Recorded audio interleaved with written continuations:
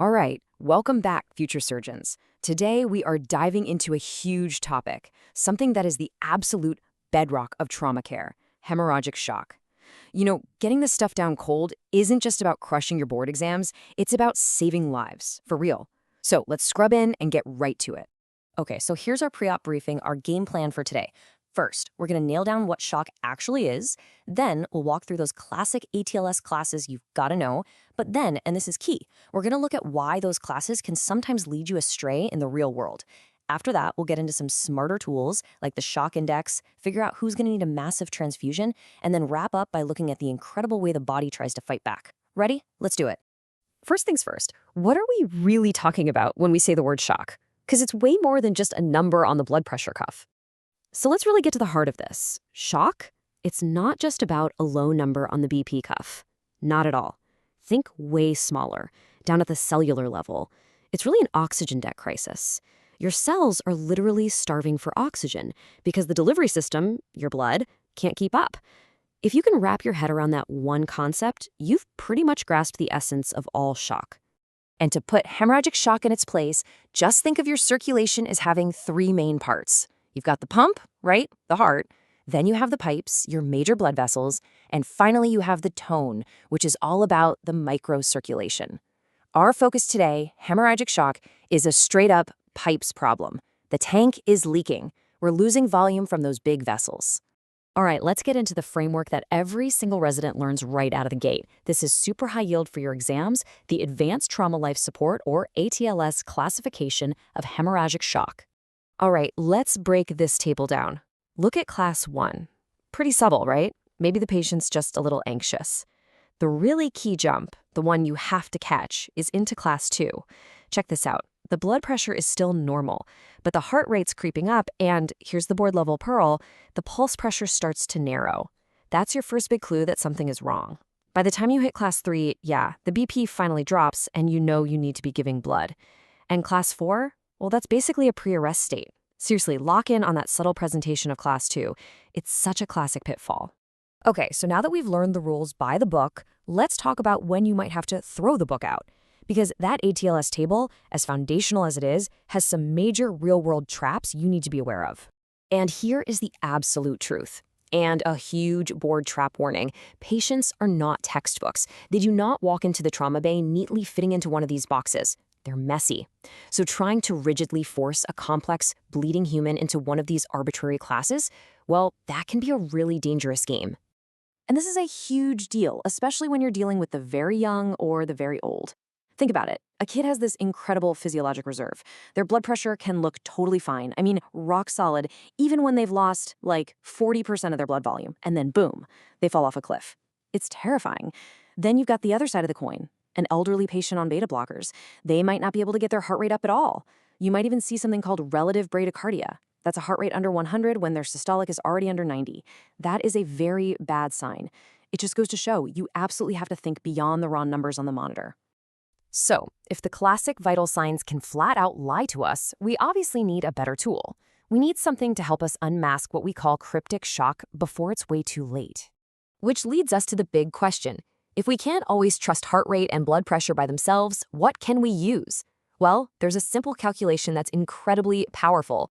Meet the shock index. It is beautifully simple. You just take the heart rate and divide it by the systolic blood pressure. And believe it or not, this simple ratio often gives you a much clearer picture of what's going on than either of those numbers by itself. Okay, let's run through a quick example. So your patient rolls in. Heart rate is 130. I mean, they're tachycardic, no doubt. But what does that really tell us in a vacuum? Now, you look at their systolic blood pressure, and it's 100. Some people might glance at that and think, well, they're not hypotensive, so we're okay. But let's see what the shock index has to say. You do the quick math, 130 divided by 100, that gives you 1.3. So what does a 1.3 actually mean? Is that a big deal? It's a huge deal. Here's what it means. A normal shock index is down there in the green, between 0.5 and 0.7. Once you start hitting 0.9, you should be getting concerned. But a value over 1.0, like our patient's 1.3, that puts them smack in the middle of the red zone. This patient is in serious trouble and has a high risk of needing a massive transfusion, even though their blood pressure is technically normal. So the shock index just told us we have a really high-risk patient on our hands. So how do we take that next step and predict who's going to need the massive transfusion protocol, or MTP? Well, the ABC score is an awesome, super fast tool you can use right at the bedside. It's just 4 yes or no questions. Is it a penetrating mechanism? Is their systolic less than 90? Is their heart rate over 120? And is their fast exam positive? If you get a score of 2 or more, you need to be thinking very seriously about activating MTD. Now, let's say you've started resuscitating. How do you know if what you're doing is actually working? One of the absolute best ways is to follow their lactate. Remember that cellular oxygen debt we talked about?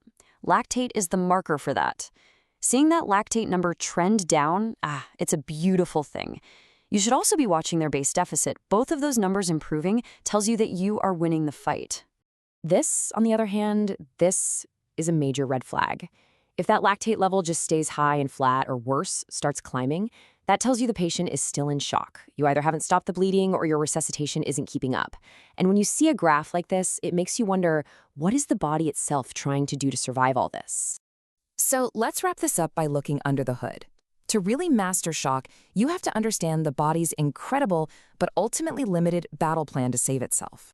The second you start to bleed, your baroreceptors sense it and trigger a massive sympathetic surge. That's your fight or flight response. Your heart rate goes up and your vessels clamp down to centralize blood flow to the important stuff. At the same time, the RAS system kicks in to hold on to salt and water. And on top of that, your brain releases ADH to tell your kidneys to stop making so much urine.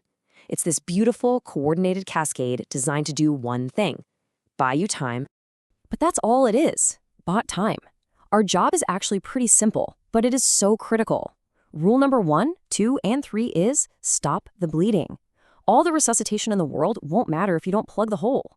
And then, once you're doing that, you replace what was lost. Today, that means a balanced 1-to-1-to-1 ratio of packed red cells, fresh frozen plasma, and platelets.